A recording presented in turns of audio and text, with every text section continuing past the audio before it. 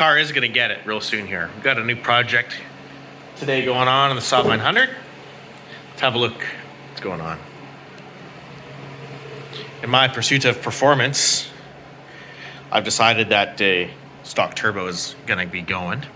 So there'll be a hybrid doodad in there with a big old downpipe with a really nice wastegate housing and stuff, sort of like I had before.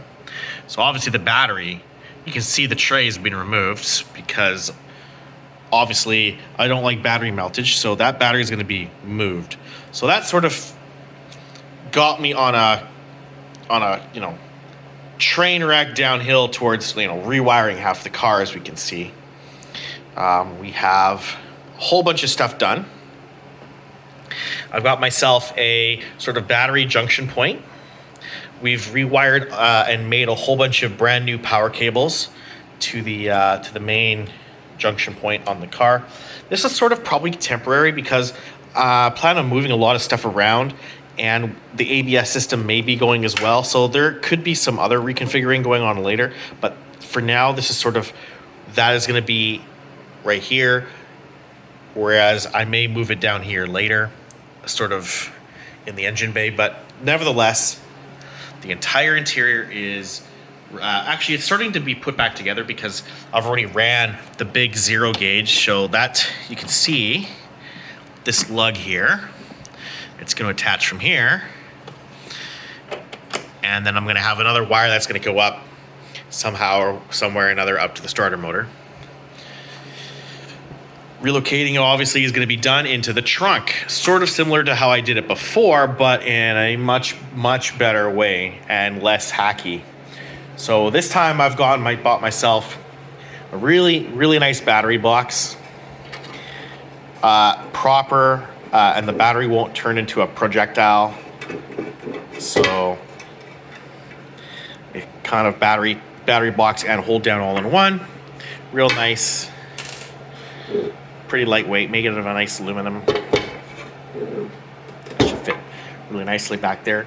This box takes a standard Group 35 battery that you can get anywhere at the store. I have an Odyssey 35, which will go in there just wonderful. Hopping into the back. Actually, you know what? I'm going to take the whole box with me because we're going to show you where this is going to go. Walking back to the car. You can see the big hollowed out cavern car. We can see my big thick cable running up towards the front of the car, comes up over the wheel well, past where all that kind of stuff is, into this space, sort of like miniature storage space. So what the plan is, and this is sort of what I did before, is I cut this area of the floor off the car, and then I pushed it down so that the battery could fit in that space, and I pushed it down until it was basically level with where the trunk board sits, so that way, it completely fits under the trunk board. This time around, as you can see, I want a proper battery, so I've got this nice tray. I don't exactly know where it's going to go. I mean, it can go here, can go here. That's sort of it, or anywhere sort of in there. So we're going to figure that out. We are going to take that angle grinder I showed you earlier in the video, and we're going to cut a big hole in the floor. A few inches of this are going to stick down, which is fine because there's plenty of room under the car. I mean, there's nothing going on underneath there. It's just a floor.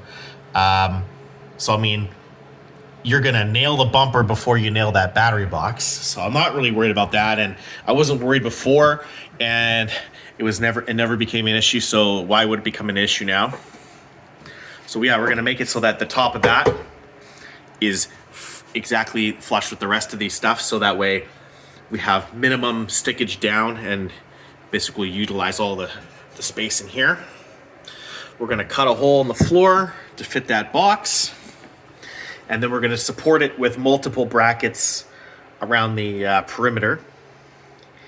And then we're going to seal the hole with like a body seal type thing. So that way, I mean, there's not going to be really, water ingress is not really an issue back here anyway, but just to prevent the possibility, even though there is drains and stuff like there, I'd like to prevent as much water from getting in as possible. So we'll use a nice seal around the perimeter of that. So when I cut the hole, I have to take into account that plus the diameter or the thickness of the seal.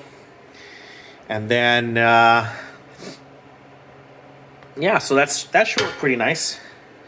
I mean, that's the plan anyway. I'm gonna, like I said, I did this before by just sort of hacking out the floor in this spot, and then I just pushed it down and then welded it to hold the battery. But there was never any hold down. It was always kind of sketchy. So we're gonna do it nice this time, since this is the nice car. So we went and got proper nice rated wire, and then I actually went and bought a battery crimper, like a lug crimper. It's just a tool. Honestly, I should have owned it for 10 years and have got away with it. But I tell you, what a godsend. It's a $25 or $30 tool. It's just amazing. It does these amazingly nice battery ends, and it does such a nice job of lugs. I can't believe I did without that tool for so long. So highly recommend the $30 Amazon purchase.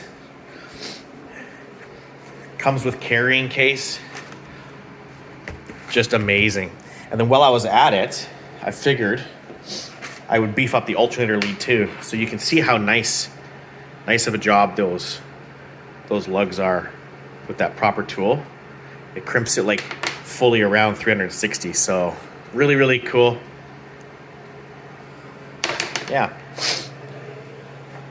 So once that box is cut in, I should be able to kind of throw the interior back in. It's pretty simple. It just kind of, nothing special or hard about it. It just kind of pops in like any old interior.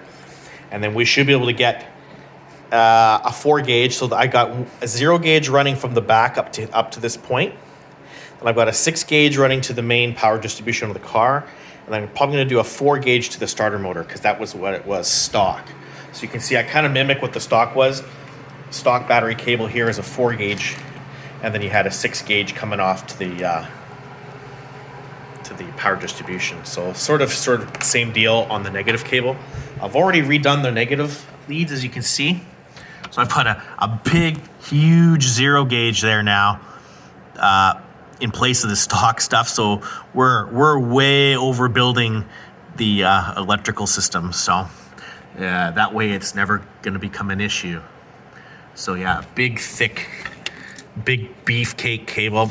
I had a whole bunch of this stuff from my old Saab anyway, so I've just been using chunks from it on this little job here and there whenever I need it ground. And then I've been using boat cable, which is a tinned copper, for everything else, so that I don't have to ever worry about corrosion. And then and then additionally, I've been using closed end lugs and soldering and crimping. So before I crimp it with the crimper there, I dump a whole bunch of solder into the nose of it right there.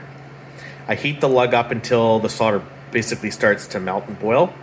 And then I shove the lead in, and so that the solder attaches itself to the copper, and then I crimp it, and then I heat it, and then feed solder in the other end, and basically make that. I can't imagine that would ever come off or ever corrode after that. So basically these are hopefully lifetime cables. I'm sure they're way better than the stock stuff, which you can see was just crimped. I mean, it's lasted 30 years, but I mean, it doesn't look so hot. So do it once, do it right. Anyway, we're gonna get this and we're gonna start cutting a hole. Bye for now.